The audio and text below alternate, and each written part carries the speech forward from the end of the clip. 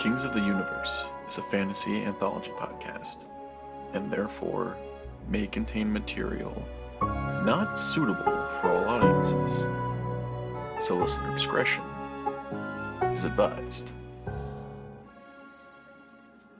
Time ebbs and flows, much like the tides of the misty river. Kingdoms have risen and fallen since we last came to the land between the two rivers. Centuries have now passed since we first met Fairland in the beginning of his kingdom. Culveria has since been lost, and its walls have been scattered to the winds. Kingdoms have risen and fallen since that time, the most successful being the revitalized kingdom of Erwin. That's right. Erwin rose back to power in the decades after the collapse of Culveria. Unfortunately, alongside the eventual collapse of Erwin, the age of bronze and copper would not survive much longer. Raiders off the seacoast would ravage the lands, setting cities ablaze and putting them to the sword. They would run riot for decades before finally being defeated and cast out by the Rizu people. The Rizu were one of only a handful of civilizations to endure the onslaught of these seafaring people. The other, and our focus for this season, the Etlini Empire. The city-state of Etlini was founded by Barshin, a man regarded as the king of Etlini. His territory would expand continuously until the empire that he had laid the foundation for would come crumbling down. While the empire would not come to be until we reach episode 1 of this season, the city-state as a whole would last for nearly 2,000 years. But let's not get ahead of ourselves. That's still in the future.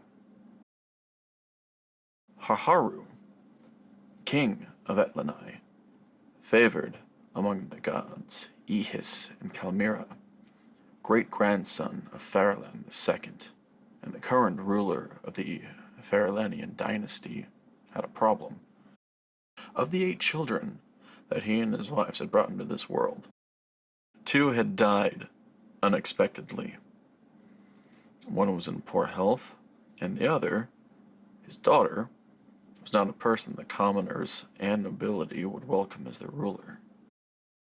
That left him with 4 viable options: his sons, Albra, his 3rd eldest son, Shaul, his 5th eldest, Idin Sin, his 6th eldest, and Aki-aya, his 4th eldest. Shaul and Idin Sin were too young to be considered adults, so they could not establish a power base before his death. That left him only 2 options: Ilbra and Aki-aya. Both were fine young men. Aki-aya had spent years training as a scribe and showed great wisdom and governance when asked to delegate on official matters. Ilbra, on the other hand, was just as diligent when it came to matters of state. But there was one small problem with his lineage. You see, unlike Aki-aya and his other children, Ilbra's mother was not of Etlini blood. She was from the lower regions of the kingdom, a trophy brought to him after his own father had conquered her city. While it would make more practical sense to have Ilbra take the throne, he doubted that his subjects would see him as a worthy king. No, something had to be done to ensure that his kingdom would be safe in the hands of his successor. An idea struck him, an obvious solution to his succession. He would call on the advice of his mother and Queen Dowager. Perhaps with her help, they could find a solution to the kingdom's problem. Queen Dowager Awajil sat lounging in the tiered gardens of the capital city, Nafraji. She was a tall woman, having aged gracefully, her once pitch-black hair now grayed at her temples. Unlike the stern faces of her husband, children, and grandchildren, her face was soft and regal, giving an aura of comfort and ease to those who would speak to her. She still marveled at the wondrous gardens that her son, the king, had built. Harharu had had his engineers produce a large series of augers which ran into the nearby river. She forgot which one. and had teams of slaves manning the turning wheels to divert the water from the top of the gardens to flow back down to the bottom. She would often think of the travelers marveling at the sight, each commenting on how miraculous it seemed that no gardeners walked the row of plant life with the clay jars. "Oh, my son is a clever man," she'd think whenever she was asked about how the gardens worked. "It is by the grace of the gods that the gardens of Etlini are so lovely." That's what she had told any onlookers within earshot. She smiled, eyes closed. Now would be a good time for an afternoon nap, she thought, lacing her fingers and resting her hands on her chest. Her nap was interrupted, however, when Harharu's shadow blocked the warmth of the sunshine. "Yes?" she asked, opening one of her eyes with a playful smile. King or not, Harharu was still her son, and having some fun with him was something she'd never grow tired of. "Mother," he said softly, lowering his gaze, "I have something that I need your counsel on." The smile on her face faded. "Oh, gods, what is it now? Is there another war? A revolt? Gods, did another one of her grandchildren die? What's the matter?" "As you know, the matter of succession is something I need to attend to. My concern is this. Aki-aya and Ilbra are both of age, but I cannot choose between them." "Oh, thank the gods." She could have breathed a sigh of relief. "I see." Her regal composure quickly came back into form. "I believe that I have a solution for you, my king." There was that hint of maternal playfulness again. "There should be two kings. One of Etlini and the other of Adolif. The king of Etlini will be the head of the state, and the king of Adolif will pay hegemony to the king of Etlini, thus giving your kingdom peace, as both will be near equal." Harharu nodded thoughtfully at his mother's words. "I see. Very well. I will have the scribes write a permanent treaty and have both boys sign before the masses." Awajal shook her head slowly. "There's no need for that. I will draw the contract myself." Harharu breathed a sigh of relief. "Thank you, Mother. I look forward to reading it at their coronation." Awajin smiled softly. "It's no trouble.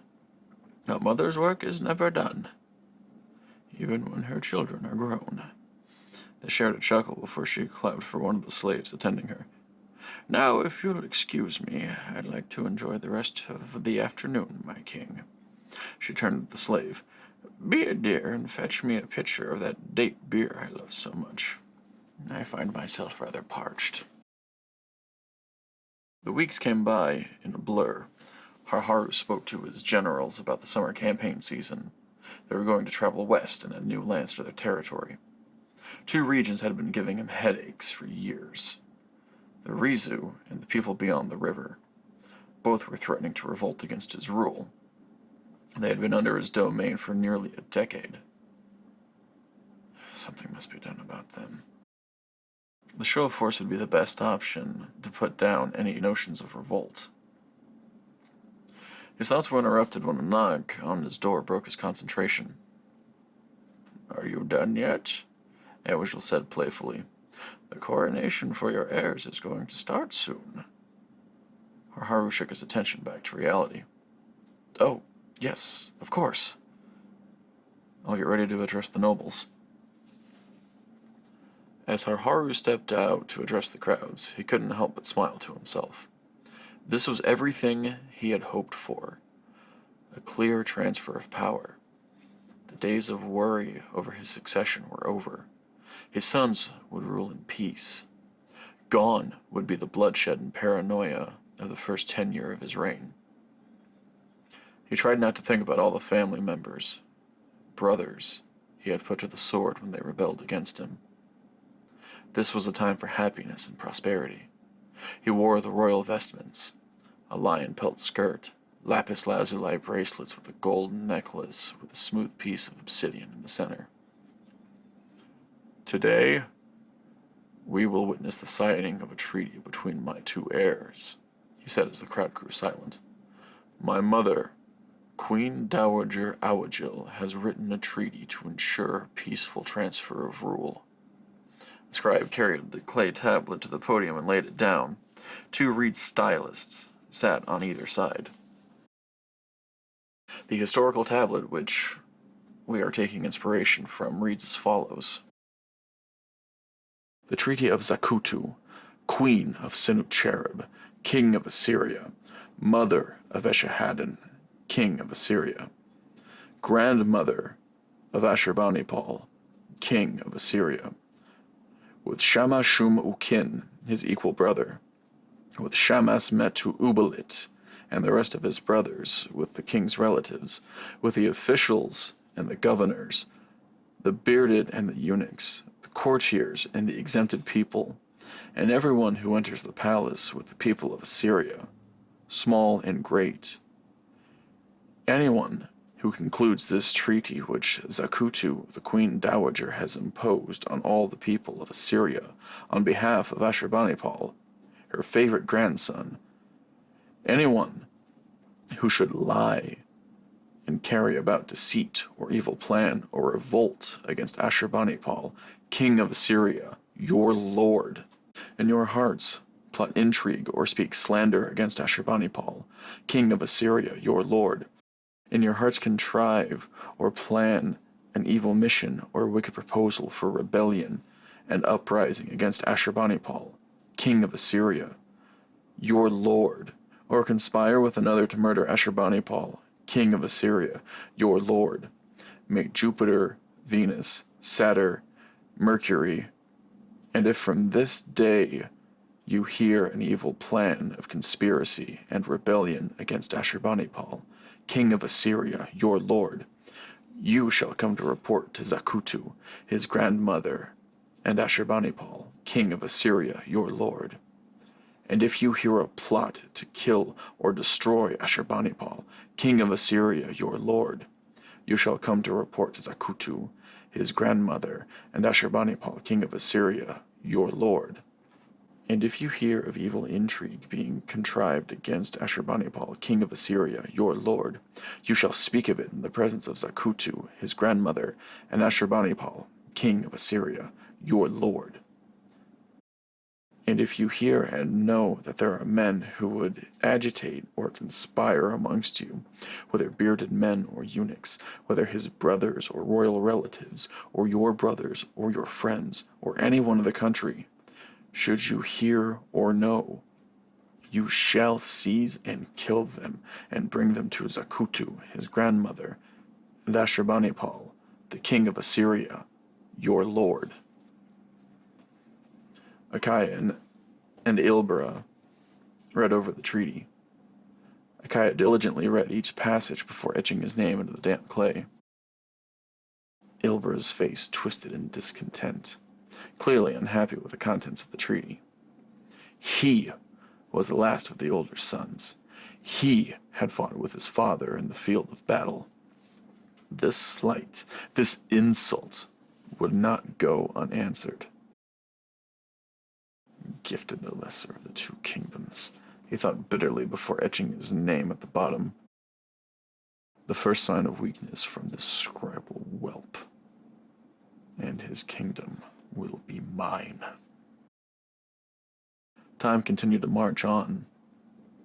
Aki-aya resumed his scribal duties, reading and copying ancient texts and placing them into clay ovens to preserve them.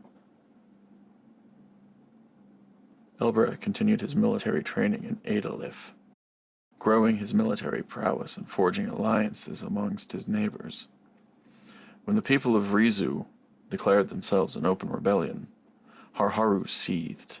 He gathered a force of some 7,000 and made the march to Rizu, making sure to bring Aki-aya with him.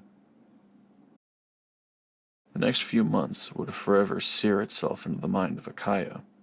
On the road to Rizu, he would watch as his father's rage turned into depression, and his depression turned into an illness that would see him pass. When a general suggested that they turn the army back around to give Haharu a proper burial, Aki-aya struck the man. "If you wish to run, then by all means, run fast. I will make sure that you are hunted down for your cowardice." He turned to the others, shaking the sting from his hand. "As for the rest of you, my father's shade cries out for vengeance. Shall we quench his thirst with Rizu blood?" And here we are again, back into the thick of battle. Now, I'm gonna let you guys know right now, Season 2 is going to be a lot darker than Season 1 could have ever hoped to be. Because we, at least in this season, are exploring the life of one of the most infamous kings of the Iron Age. Of the early Iron Age. Ashurbanipal, the king of Assyria. Consider this your warning, because let me tell you guys, it's gonna get brutal. Kings of the Universe was written and performed by Matthew Jordan and edited by Tommy Wise. As always, if you have any questions about the show, please feel free to email me at kingsoftheuniversepod@gmail.com, and I'll see you next time.